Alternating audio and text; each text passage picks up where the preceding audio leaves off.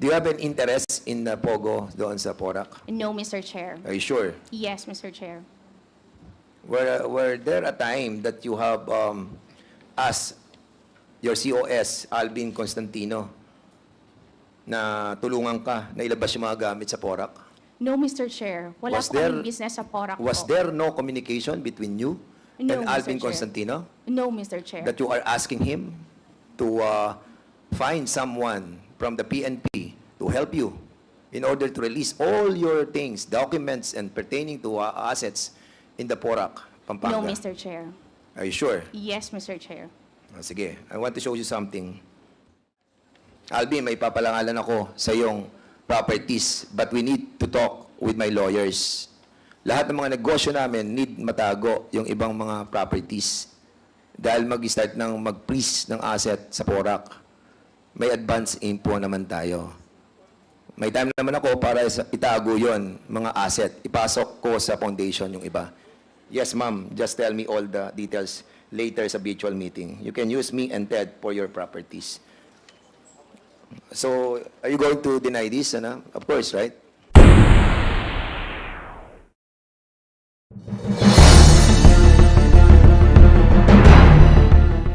Magandang araw mga kabida. Welcome back muli sa ating channel. Congressman Dan Fernandez, sinubukang paaminin ang asawa at misis ni Alan Lin o Lin Weisiong na si Rose Nuno Lin na mayroon itong kinalaman at sangkot din di umano sa illegal na pogo sa Porac, Pampanga bago ito ma-raid.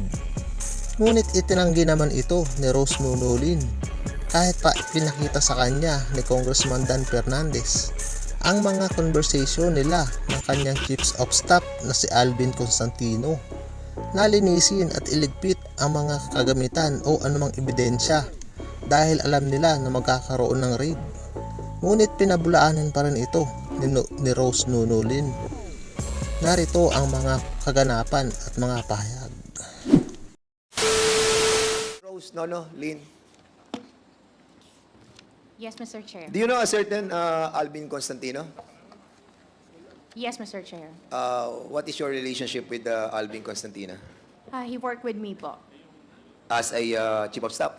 Yes po. So, siya yung COS mo when you ran for congressional bid in Quezon City. Now po. Yes, and founder and leader of Confederate Sentinels of God. Yes, Mr. Chair.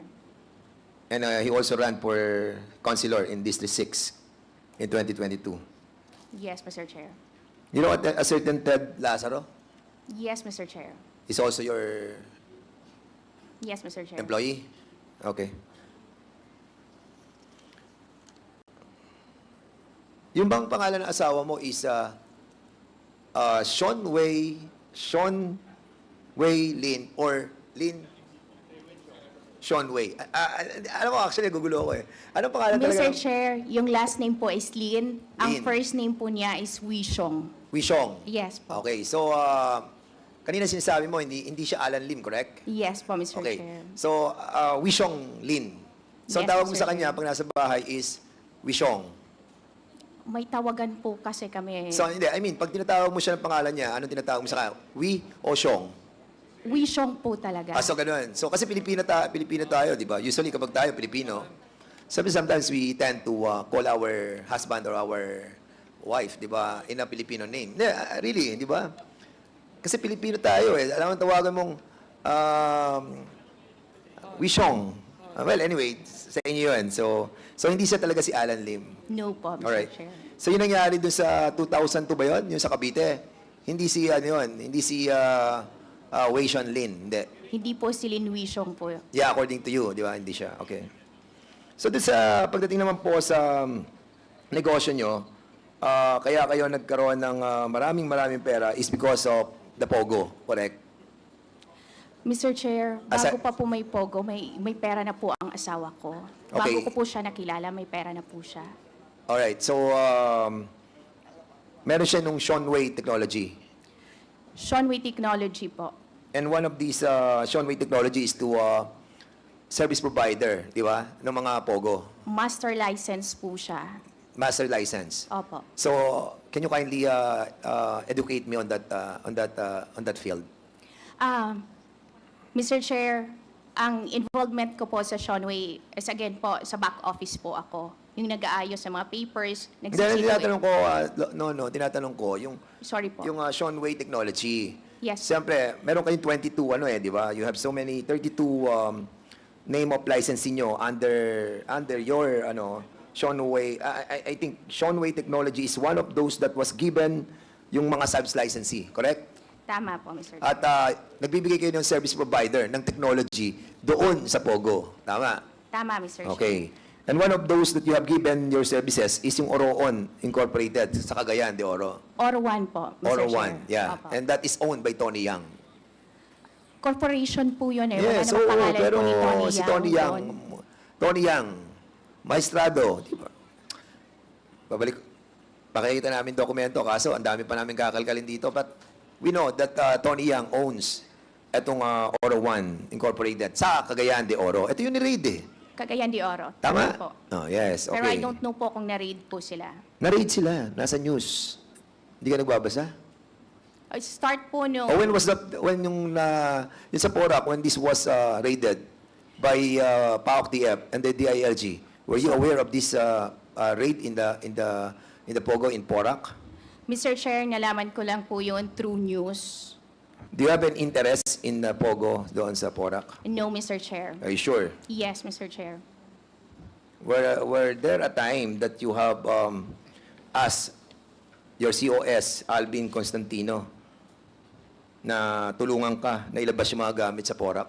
No, Mr. Chair. Wala Was po there- kaming business sa Porac Was po. there no communication between you No, and Mr. Alvin Chair. Constantino No, Mr. Chair. that you are asking him to find someone from the PNP to help you in order to release all your things, documents, and pertaining to assets in the Porac, Pampanga? No, Mr. Chair. Are you sure? Yes, Mr. Chair. Sige, I want to show you something. Can you show me figure 1, please? Ayan. Alvin, sino pwedeng tawagan sa Porac? Last time na binigay mo, okay naman. Pero this time, mga need namin kaming ilalabas. Hahanap po ako, ma'am. Then update ko po kayo. And that's Alvin Constantino. And magkano or kami na mag-uusap? Need ko ibang number. Pagpapakausap mo ako. Paggawa kay Ted. Di ba you remember Ted and Alvin? Correct? Yes, Mr. Chair. Mr. Copy, Chair. ma'am. Wait. I'm not done yet. I'm I'll sorry, give you time. Mr. Chair. Okay. Punta tayo sa figure 2. O, ito naman, kausap mo. Ma'am, can I have additional funds for me to be able to file a case?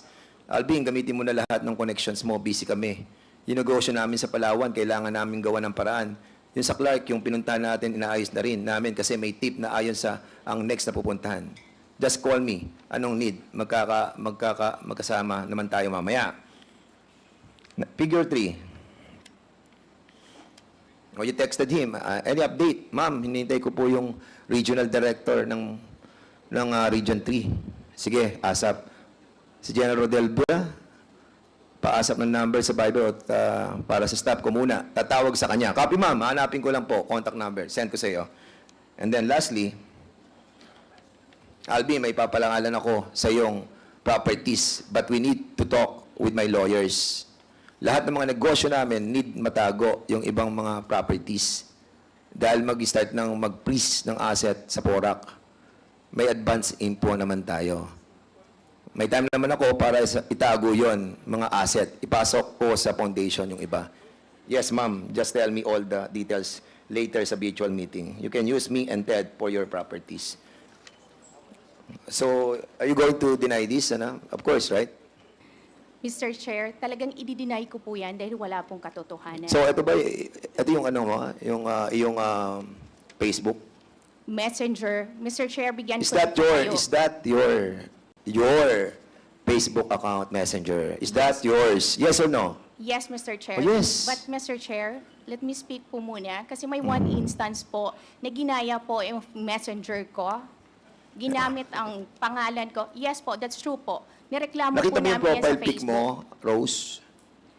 Yes, Rose, Mr. ayun yung Chair. profile pic mo. Tama po yan. And all those in conversation with Alvin Constantino, that the same profile pic. Well, anyway, of course, you will deny it, correct? Dahil hindi po totoo yan, Mr. Okay, Chair. Mr. Chairman, we'll be inviting over Mr. Alvin Constantino and Mr. Ted Lazaro in the next hearing, and for us to find out the veracity of all of this. Well, allegation din naman to, ano, Rose? Yes, Mr. We Chair. have to find out the truthfulness, ano, of this allegation as well. And how many licenses do you have? 35? No, Mr. Chair. 1 licensee and 9 service provider. Meron kayo meron kayo sa Cagayan, meron kayo sa Palawan, meron kayo sa Clarkfield. Kapalawan, we don't have po. Sa Mactan, Mactan, mayroon po before. Pasay, Pasay, mayroon po. Parañaque. Parañaque, yes po. Yes. Mr. Chair. You have, yes. Thank you po. Mr. Chair, sakali po ba na mapatunayan na ang ginamit po na messenger doon ay peke, maaari niyo po ba akong tulungan para ma-track po yon? Sure. Salamat Rose, po. No, don't worry. We will be fair, transparent, and the very purpose of this hearing is to really find out the truth. Hindi naman po kami manggigisa ng tao dito kapag hindi po totoo. But of course, these documents that are being presented to us, the reason why we are trying to present this is to have the validation. Hindi naman po namin kayo pinipin down. But if ever na mapatunayan natin na hindi ito totoo, di mas maganda po para po sa atin lahat. Salamat, Mr. Chair. All right.